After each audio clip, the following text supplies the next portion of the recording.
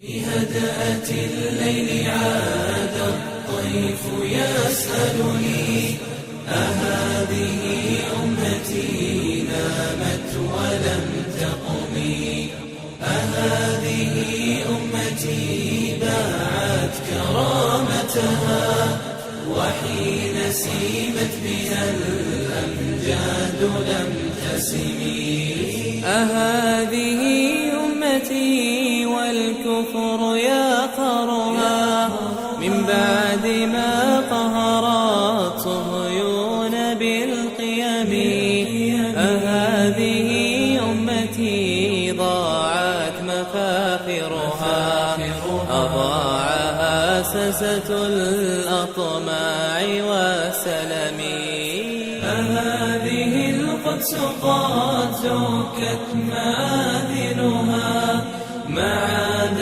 تنظر غير الكفر والصنم মিশর আরবদের সংলগ্ন আফ্রিকা মহাদেশের একটি রাষ্ট্র।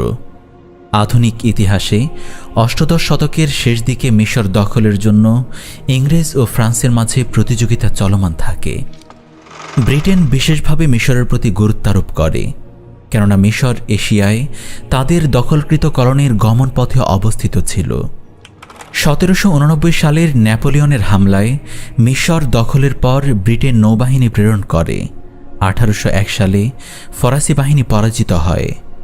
1803 সালে মিশর থেকে ব্রিটিশদের সরে যাওয়ার পর 1807 সালে ব্রিটেন মিশর যুদ্ধের জন্য নৌবাহিনী পাঠায়, কিন্তু তা ব্যর্থ হয়। মোহাম্মদ আলী পাশা তার বুদ্ধির দ্বারা জনতার আন্দোলনের কাঁধে সওয়ার হতে সক্ষম হয়। সে মানুষকে নিজের ব্যাপারে আশ্বস্ত করে ফেলে, ফলে তারা ওসমানীয়দের কাছে তাকে মিশরের গভর্নর নিয়োগের দাবি তোলে। সুলতান তৃতীয় সালিম তার দাবি মেনে নেয় এবং 1806 সালে তাকে গভর্নর নির্ধারণের আদেশ জারি করে। সে এক আধুনিক বাহিনী গড়ে তোলে। সে তখন ফ্রান্সে প্রতিনিধি পাঠাতে থাকে। ফ্রান্স তাকে সাহায্য করেছে এবং রাষ্ট্রীয় বিভিন্ন খাতে ফরাসি পরামর্শক পাঠিয়েছে, বিশেষত শিক্ষা খাতে। ফলে তার যুগেই সেকুলার শিক্ষা ও আধুনিক ভ্রান্ত শিক্ষা কেন্দ্র প্রতিষ্ঠা হয়। এটাই ছিল মিশর ও পুরো আরব বিশ্বের বিপদের মূল ফটক। তার পরিবারের শাসনামলে মিশরে ফরাসি আধিপত্য বৃদ্ধি পায়। মুসলিম বিশ্বে মিশর সেকুলারিজম ও মডার্নিজমের কেন্দ্র হিসেবে আত্মপ্রকাশ করে। মোহাম্মদ আলী সুদান, জাজিরাতুল আরব, শাম ও গ্রিসে সফল সামরিক অভিযান করে, তবে ইউরোপীয় জোট তার ব্যাপারে ভীত হয়ে যায়, ফলে তাকে একটা সীমায় আটকাতে চেষ্টা করে। এই প্রেক্ষিতে 1827 সালে নাভারিনো যুদ্ধে ব্রিটেনের কাছে পরাজয়ের পর তার সাম্রাজ্যবাদী স্বপ্ন ভেস্তে যায়। অতঃপর 1840 সালে লন্ডন কনফারেন্সে মিশর ব্যতীত সকল দখলকৃত অঞ্চল থেকে বের হয়ে যেতে তাকে বাধ্য করা হয়। মোহাম্মদ আলী মিশরে তার পারিবারিক শাসন প্রতিষ্ঠায় সক্ষম হয়। 1801 সালে ফ্রান্স ও ব্রিটেন বন্ধুত্ব চুক্তি করে, যার ভিত্তিতে ফ্রান্স মিশর ছেড়ে চলে যায়।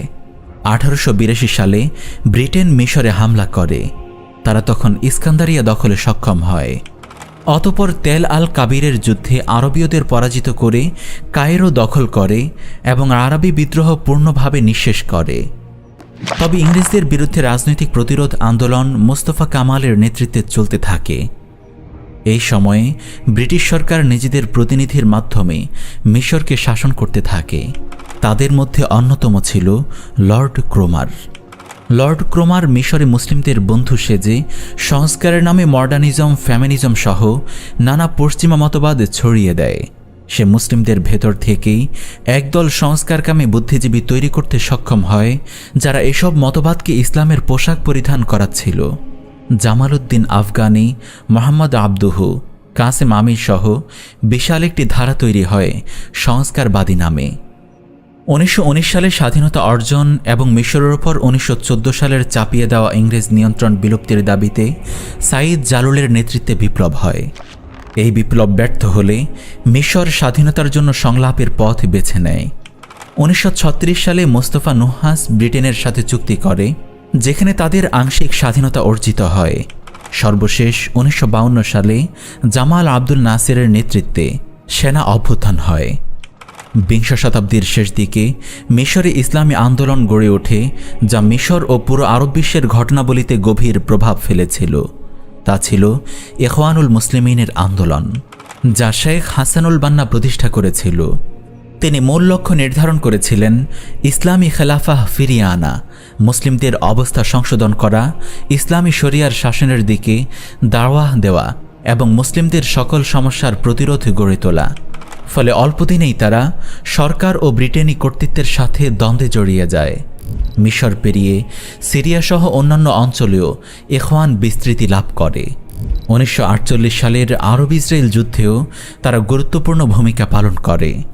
ফলে ফারুক ও ইংরেজরা তাদের বিরুদ্ধে চক্রান্ত করে এবং ফিলিস্তিন থেকে আগত মুজাহিদদের জেলে বন্দী করে এবং শেখ হাসানুল বান্না রহমাহুল্লাহকে গুপ্ত হত্যা করে। তবে সংগঠনের একটি গোপন শাখা ছিল, যা সুয়েজ অঞ্চলে ইংরেজদের প্রতিরোধে প্রতিষ্ঠা করা হয়। তখন ইখওয়ান মুক্তিকামী অফিসারদের সাথে ফারুকের পতনের জন্য ঐক্যবদ্ধ হয় এবং 1958 সালে তাদের অভ্যুত্থান সফল হয়। জেনারেল নাজিব ক্ষমতায় বসে। পরবর্তীতে ক্ষমতা জামাল আব্দুল নাসেরের হাতে চলে যায়, যে ইখওয়ানকে ঘৃণা করত। তাই সে তাদের বিরুদ্ধে চলে যায় এবং তাদের নেতাদের জেলে প্রেরণ করে, এমনকি ইংরেজদের প্রতিরোধে অগ্রগামী কিছু বীরকে হত্যা করে। আব্দুল নাসের মিশরকে ফেরাউনি স্বৈরাচারী পদ্ধতিতে শাসন করে।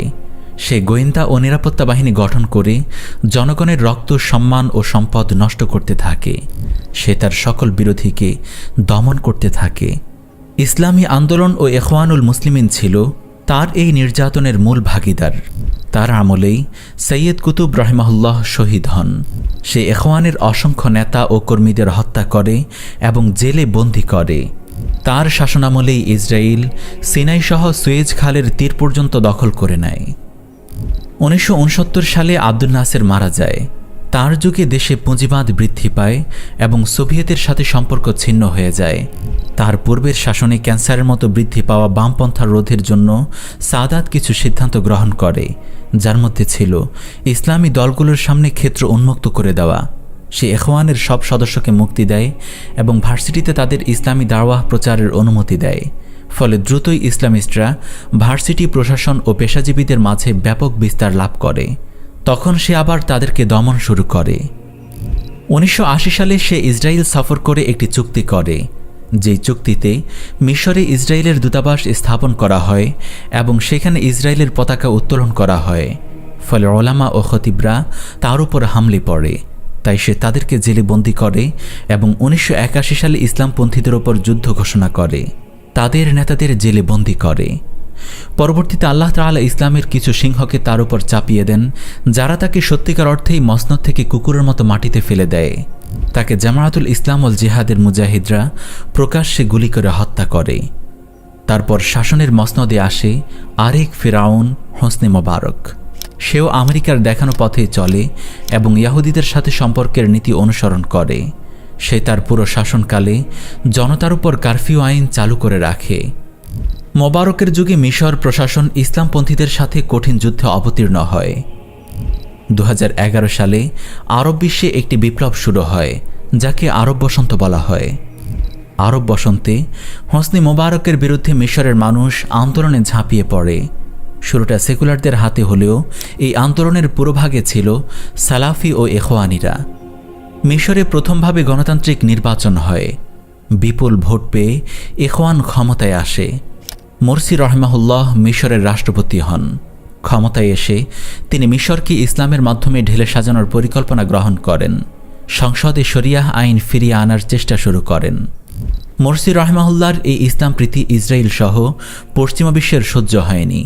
অন্যদিকে মিশরে ইখওয়ানের এই উত্থান সৌদি আরবের পছন্দ হয়নি। মিশরের সেনাবাহিনী তখনও আমেরিকার গোলাম গোষ্ঠী, তারা নিয়মিত ওয়াশিংটন থেকে অনুদান পেত। 2013 সালে আব্দুল ফাত্তাহ সিসির নেতৃত্বে সেনাবাহিনী মোরসিকে ক্ষমতা থেকে অপসারণ করে। তারপর প্রেসিডেন্ট মোরসির বিরুদ্ধে অন্যায়ভাবে মিথ্যা বিচারকার্য পরিচালনা করা হয়। দীর্ঘদিন জেলে বন্দী থাকার পর তিনি জেলের ভিতরেই মারা যান। মোরসিকে ক্ষমতা থেকে অপসারণ করার পর সিসি মিশরের ক্ষমতার মসনদে বসে এবং আজও সেই ক্ষমতায় আছে। মুরসি রহমাহুল্লাহ থেকে ক্ষমতা ছিনিয়ে নেওয়ার পর সে মুসলিম ব্রাদারহুড বা ইখওয়ানুল মুসলিমিনের ওপর গণহত্যা চালায়, তাদেরকে ব্যাপকভাবে জেল, হত্যা, নির্যাতনের মাধ্যমে দমন করে। সে মিশরকে একটি সেকুলার রাষ্ট্রে পরিণত করে, মিশরের ধর্মীয় প্রতিষ্ঠানগুলোর ওপরও সে চাপ সৃষ্টি করে রাখে।